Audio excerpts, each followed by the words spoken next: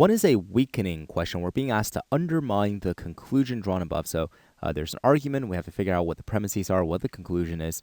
Let's take a look. In an experiment, 10 people were asked to take samples of coffee and rank them. Okay, so the first thing that comes to mind is 10 people is not a lot of people when you're running an experiment.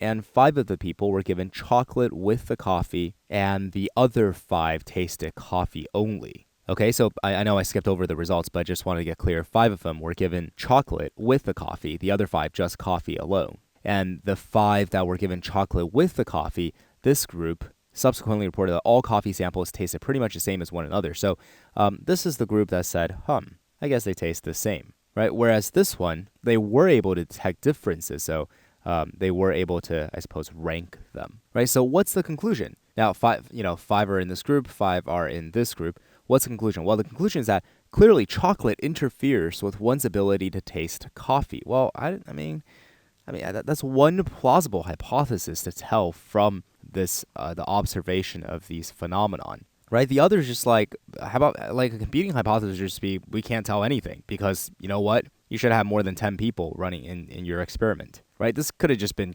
purely coincidental. Who knows? I mean, it might even be like the presentation of chocolate, right? That interferes. Not actually the chocolate itself, is that you gave them anything else in addition to coffee.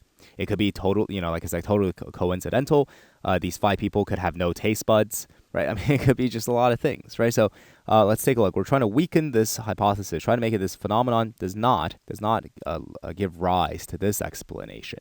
So the 10 people were randomly assigned to either group. So, if you say they're randomly assigned, that's something we didn't know before. So that's a plus. That's a positive, right? I mean, you want to make sure it's 10 people, but still, you want to make sure it's randomly assigned.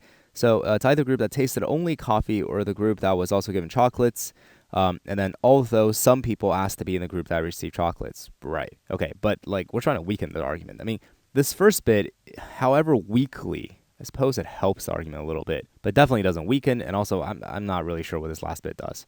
Similar results were achieved when the experiment was repeated with a different, larger group of people. So, see, right, this also kind of helps a little bit. Right? If you got the same results, but you got larger, let's say this time instead of 10 people, we sampled 100 people, right, randomly split into 2 groups. Then that would actually start to look like a real experiment. Chocolate is normally consumed as a solid, whereas coffee is normally consumed as liquid. Wow. Well, thank you. I had no idea.